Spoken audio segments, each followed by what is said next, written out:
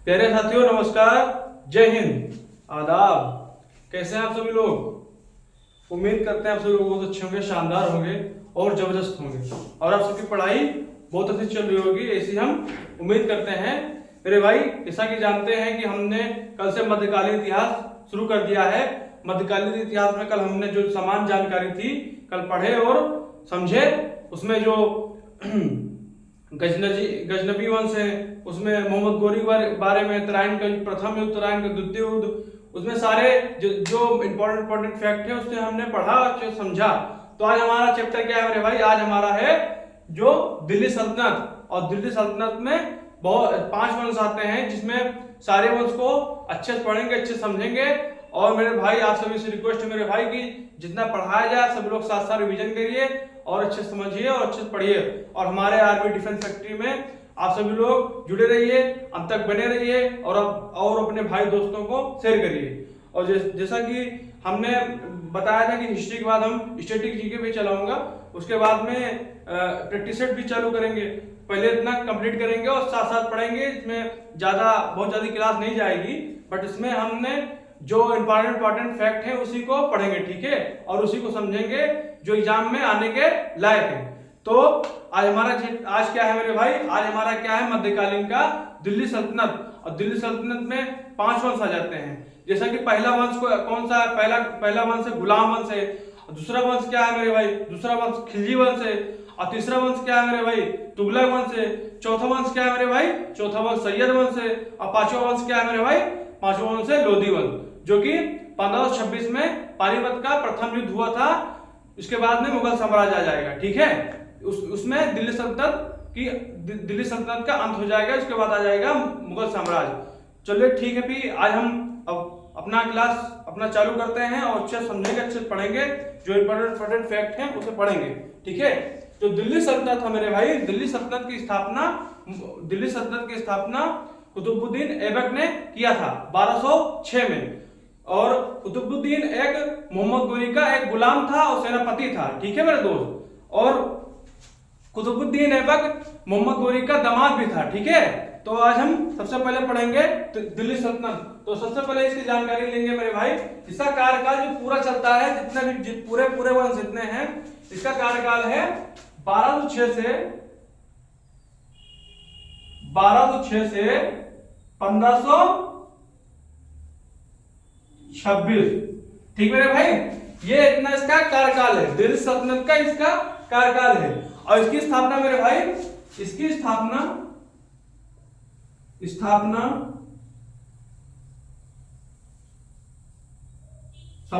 समान जानकारी जरूरी है मेरे भाई। इसकी स्थापना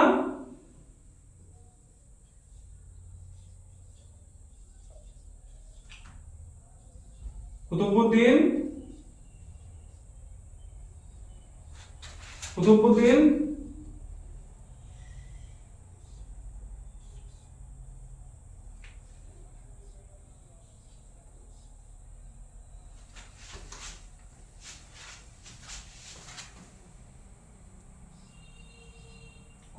ऐबक ने किया था, ठीक है। कुतुबुद्दीन ऐबक ने किया था।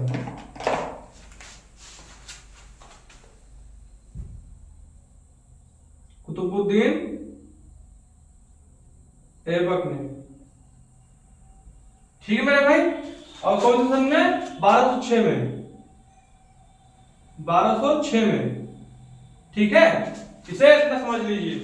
और इसमें 5 वंश आ जाते हैं, जो कि सबसे पहला वंश है गुलाम वंश है। पहले इसे नोट कर ले। जो ये और एक बात ध्यान रखने, आप सभी लोग साथ साथ नोट बनाइए, ठीक है। नोट बनाएंगे तो आप सबको याद ज्यादा रहेगा और रिवीजन भी करने में आसानी रहेगी, ठीक है। सबसे पहले ये आएगा कि दिल्ली सल्तनत की स्थापना किसने की? तो कुतुबुद्दीन ऐबक ने की, जो कि कुतुबुद्दीन ऐबक एक गुलाम था। किसका गुलाम था? मोहम्मद गोरी का गुलाम था और एक सेनापति भी था। और कुतुबुद्दीन ऐबक मोहम्मद गोरी का दामाद भी था, ठीक है। ये कभी कभी क्वेश्चन पूछ ले, कभी ऐसा पूछेगा तो नहीं, मगर ये क्वेश्चन कभी कभी पूछ लेता है। बट बोलेंगे दिल्ली सल्तनत की स्थापना किसने की मेरे भाई? तो कुतुबुद्दीन ऐबक ने की। ये क्वेश्चन बन जाता है। और इसमें इसके बाद आ जाएगा, इसमें 5 वंश हैं, जो कि हम ट्रिक्स, आप सभी को एक ट्रिक बताएंगे और ट्रिक के हिसाब से आप सभी को पढ़ना है। तो सबसे पहले इसे नोट कर लीजिए, उसके बाद हम इसे इरेज कर लेते हैं। इसके बाद हम सारे वंश को लिख लेंगे एक लाइन से, एक सीरियल वाइज से।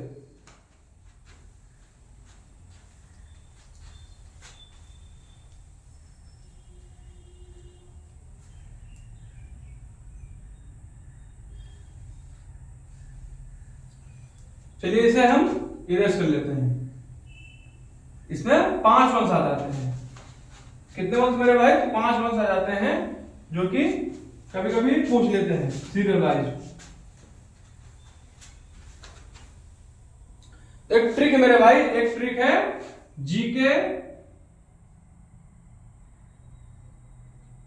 जीके तुम भी सीख लो। जीके तुम भी, टी से तुम भी, एस से सीख लो, एल से सीख लो, ठीक है मेरे भाई। और इसमें जो सबसे पहला वंश आ जाता है मेरे भाई, पहला वंश है गुलाम वंश। जी से गुलाम वंश,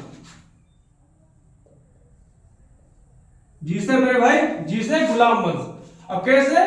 खिलजी वंश।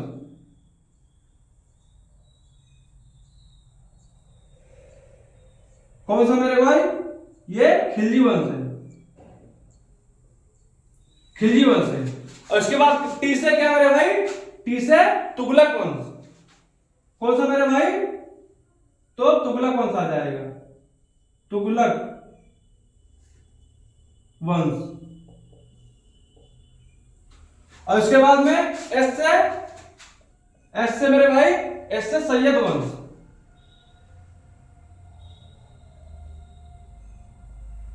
सैयद वंश, एस से सैयद वंश। और एल से हमारा लास्ट वंश आ जाएगा दिल्ली सल्तनत में, एल से लोधी वंश।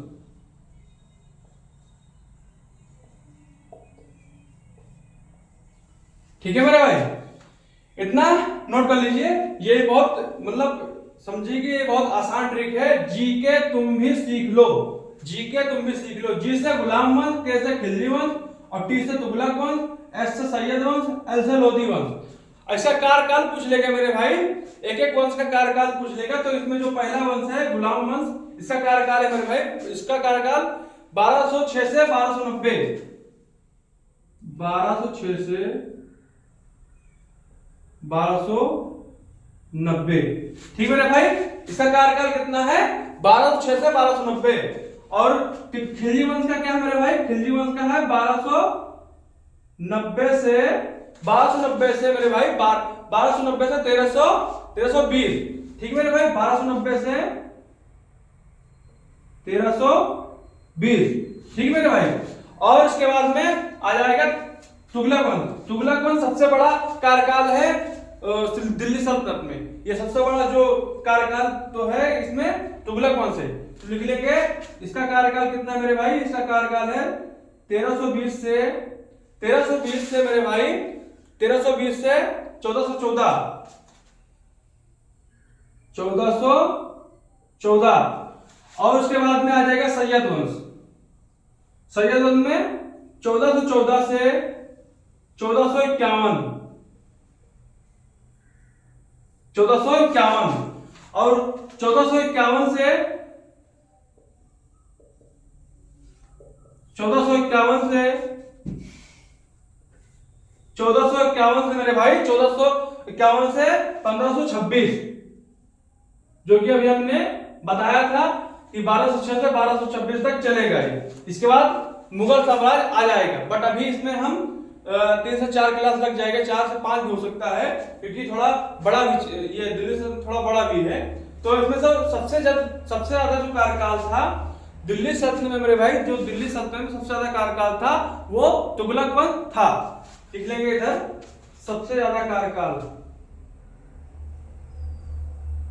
सबसे ज्यादा कार्यकाल सबसे ज्यादा कार्यकाल लगभग कितना, लगभग मेरे भाई 94 साल, लगभग मेरे दोस्त 94 ईयर बोल देंगे या साल, ठीक है मेरे भाई, 94 साल, ठीक है। और इसमें क्या बोलते हैं, दिल्ली सल्तनत में पूछ लेगा कि सबसे कम कार्यकाल किसका था, तो किसका कार्यकाल था मेरे भाई, सबसे कम कार्यकाल था खिलजी वंश का, सबसे कम कार्यकाल,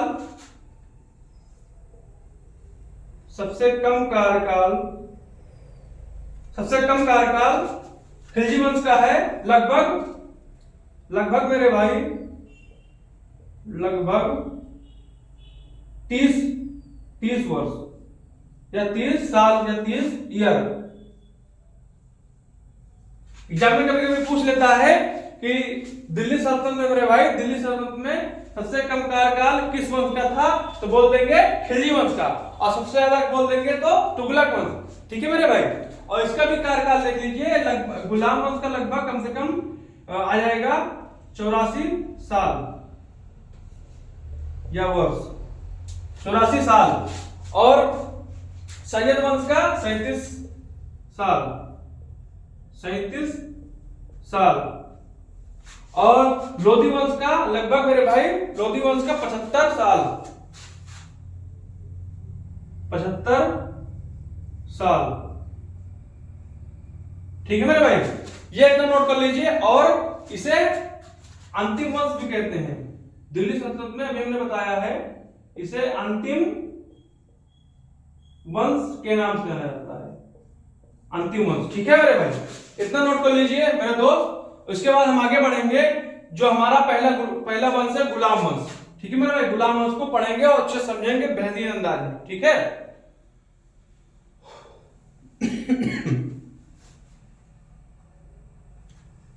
नोट कर लीजिए आप सभी लोग, और साथ साथ नोट करेंगे तो ज्यादा बेहतर रहेगा।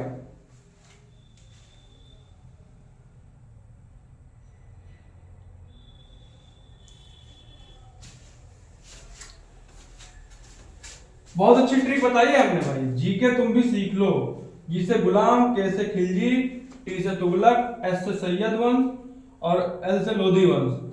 और गुलाम वंश की स्थापना बोलेंगे तो कुतुबुद्दीन ऐबक ने की थी, बट इसमें सबसे पहले कार्यकाल पूछ लेगा कि इसका कार्यकाल 1206 से 1290 गुलाम वंश का, और 1290 से 1320 खिलजी वंश का, और 1320 से 1414 तुगलक वंश, और 1414 से 1451 सैयद वंश, और 1451 से 1526 लोधी वंश, जो कि ये अंतिम वंश था दिल्ली सल्तनत में।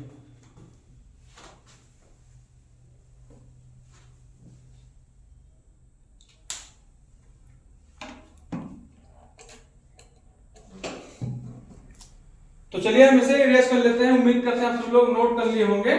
इसके बाद हम पढ़ेंगे सबसे पहले गुलाम वंश, ठीक है मेरे भाई, जो कि 84 साल इसका शासनकाल था गुलाम वंश का दिल्ली सल्तनत में।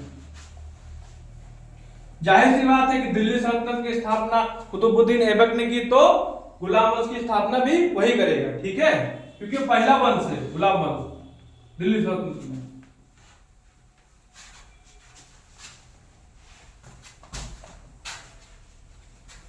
आ जाएंगे, अब हमारा क्या है मेरे भाई, इसे हम इरेज कर लेते हैं, ऊपर वाला भी की जगह नहीं है, थोड़ा बहुत कॉम्प्रोमाइज करना पड़ेगा। आ जाते हैं मेरे भाई, हमारा क्या है सबसे पहले गुलाम वंश।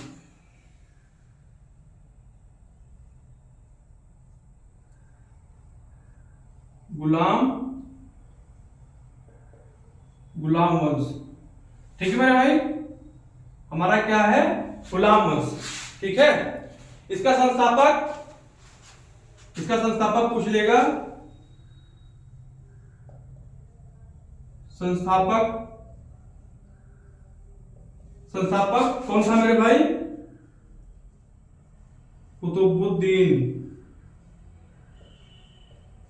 कुतुबुद्दीन ऐबक। इसका संस्थापक मेरे भाई कुतुबुद्दीन ऐबक, जो कि इसको बहुत ऐबक को बहुत सारे नाम से जाना जाता है।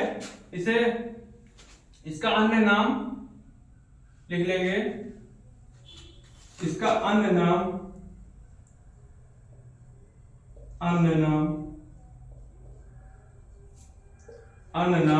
इसका अन्य नाम है लाख बख्श, लाखों को दान करने वाला, लाख बख्श,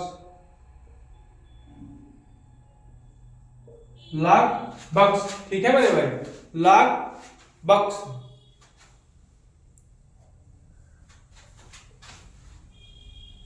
इसे लाख बख्श कहते हैं।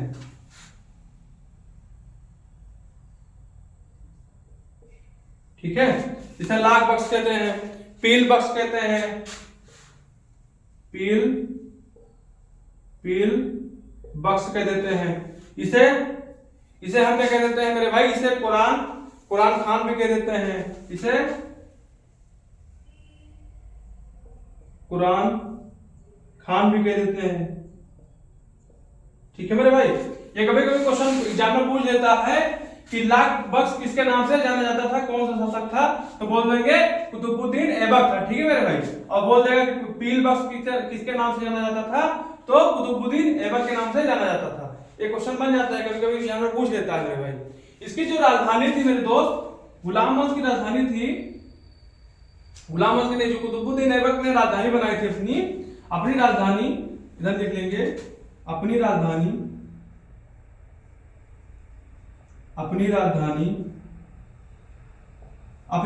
लाहौर बनाई थी। अपनी राजधानी क्या बनाई थी मेरे दोस्त, अपनी राजधानी लाहौर बनाई थी। गुलाम वंश के अन्य नाम से इसका अन्य नाम भी बहुत सारे हैं। इसे गुलाम वंश को अन्य नाम से जाना जाता है, गुलाम वंश का दास वंश नाम से जाना जाता है, मामलूक वंश नाम से जाना जाता है, इलबरी वंश के नाम से जाना जाता है। ठीक है मेरे भाई, इसे लिख लेंगे इधर पहले, जो इसका अन्य नाम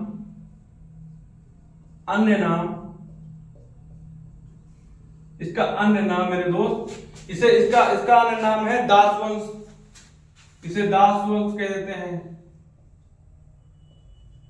कौन सा वंश मेरे भाई, दास वंश कह देते हैं, मामलूक वंश कह देते हैं, मामलूक वंश कह देते हैं। इसे मामलूक वंश कह देते हैं, इसे इलबरी वंश कह देते हैं,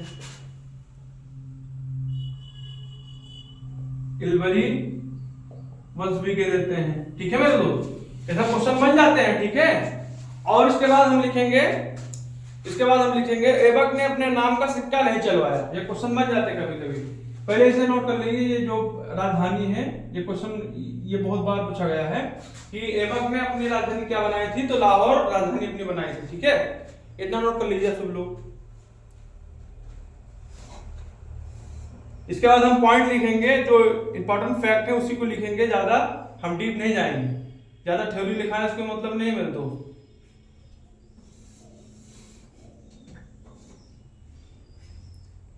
इसके बाद हम लिखेंगे ऐबक ने अपने नाम का सिक्का नहीं चलवाया था। बाकी जो और शासक थे अपने नाम का सिक्का चलवाया था, और इसमें लिखेंगे सबसे पहले ऐबक ने, नीचे पॉइंट लिख लेंगे इधर खाली जगह, ऐबक ने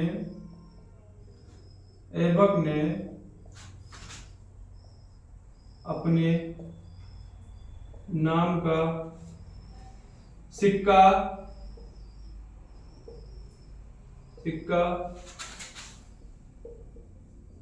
नहीं चलवाया था।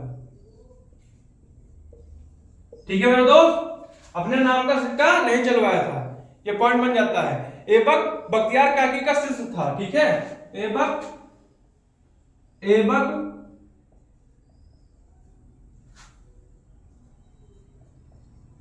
बख्तियार काकी का शिष्य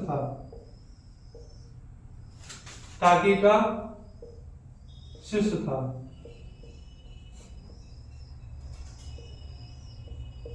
ठीक है दोस्त। और ऐबक का गुरु कौन था, तो बोल देंगे बख्तियार काकी। ठीक है, अब लिख लेंगे इसके बाद हम लिखेंगे इसकी मृत्यु कब हुई, किस चीज से मृत्यु हुई। ठीक है मेरे भाई। इसके बाद हम लिख लेंगे इसकी मृत्यु किस चीज से हुई। तो इसे इसकी मृत्यु मेरे दोस्त चौगान खेलते हुए हो गई थी, और इसका मकबरा लाहौर में इल्तुतमिश ने बनवाया था।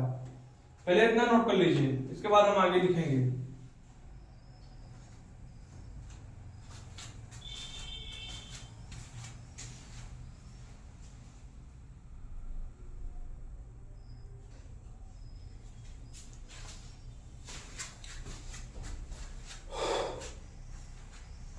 और आप सभी से रिक्वेस्ट है मेरे दोस्त कि हमारा आर्मी डिफेंस सेक्रेटरी चैनल है, इसे सब्सक्राइब करिए, शेयर करिए, लाइक करिए, और अपने दोस्तों को भी शेयर करिए जो पढ़ाई कर रहे हैं, जो आर्मी के लिए तैयारी कर रहे हैं, आर्मी में जाने के लिए तैयारी कर रहे हैं। हमारा टीए हो गया, टीडीए हो गया, डब्ल्यूएमपी होगा, हमारी जो बहनें हैं उनको भी शेयर करिए।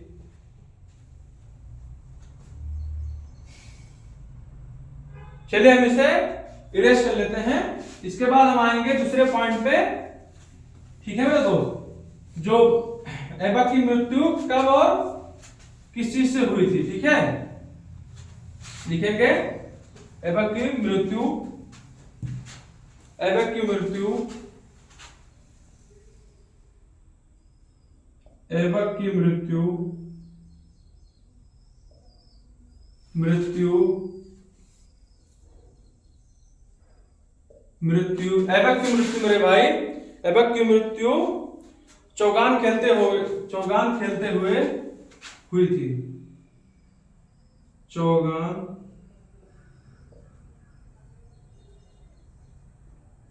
खेलते हुए हो गए थे।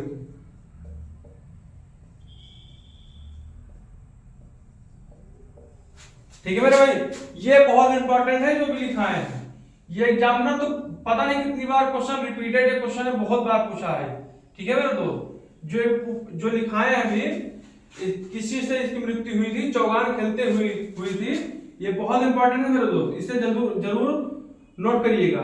ठीक है मेरे दोस्त, ये जरूर आएगा क्वेश्चन, देख लेना। ये चौगान खेलते हुए इसकी मृत्यु हो गई थी, ये बहुत बार क्वेश्चन आया है मेरे दोस्त, इसे नोट करिएगा अच्छे से। इसके बाद आएंगे ऐबक का मकबरा कहाँ है। तो ऐबक का मकबरा मेरे दोस्त लाहौर में है। ऐबक का मकबरा, ऐबक का मकबरा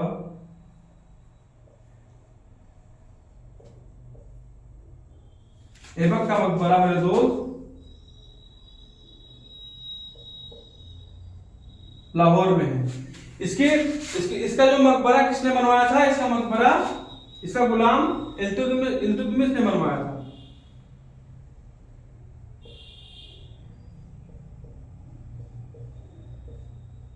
इल्तुतमिश ने बनवाया।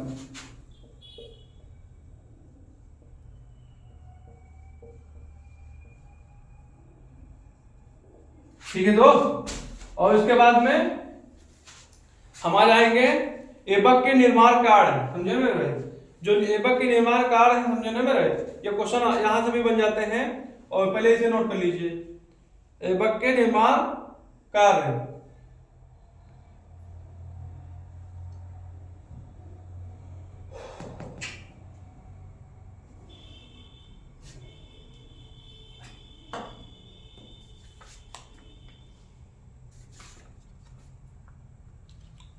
इसमें जो ऐबक के निर्माण कार्य है, इसके बाद इसको पढ़ने के बाद हम आएंगे मेरे दोस्त, इसके बाद आएंगे इल्तुतमिश, जो कि जिसे गुलामों को गुलाम कहा जाता है।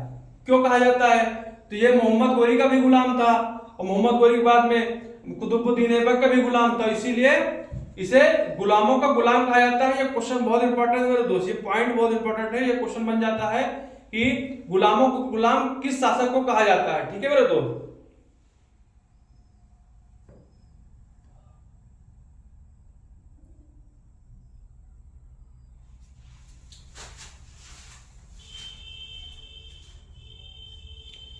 तो चलिए इसे हम इरेज कर लेते हैं।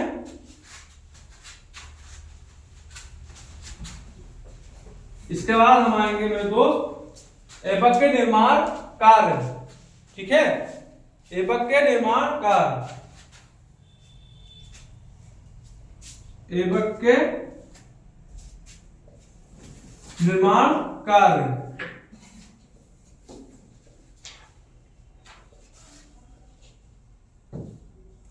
ऐबक के निर्माण कार्य,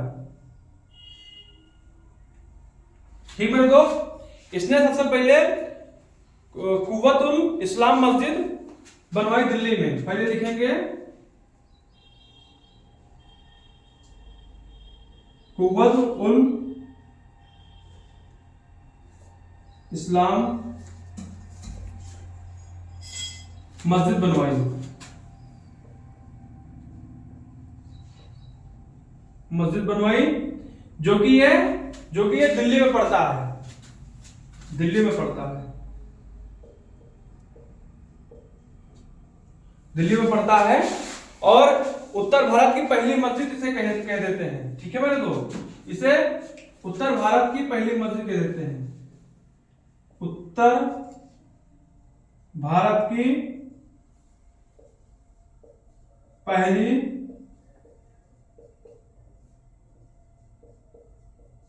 मस्जिद कह देते हैं, ठीक मेरे दोस्त, ठीक है मेरे दोस्त। और ये क्वेश्चन पूछ देता है कि उत्तर भारत की पहली मस्जिद कौन सी थी, तो कुव्वतुल इस्लाम मस्जिद थी, जो कि ये दिल्ली में है, ठीक है। और इसके बाद में इसने 2.5 दिन का झोपड़ा बनवाया, इसने 2.5 दिन का झोपड़ा बनवाया,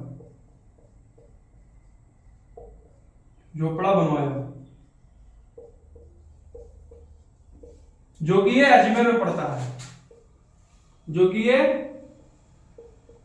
अजमेर में पड़ता है, ठीक है दोस्त, जो कि ये अजमेर में पड़ता है। और ये एक मस्जिद है, ठीक है मेरे दोस्त, ये एक मस्जिद है,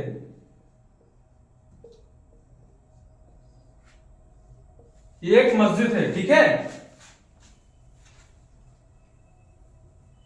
इसके बाद हम आएंगे, इसने कुतुबुद्दीन ने जो निर्माण कराया था, कुतुबुद्दीन ऐबक ने कुतुब मीनार का निर्माण कराया था, इसने कुतुब मीनार का निर्माण कराया, इसने कुतुब मीनार का निर्माण कराया, मीनार का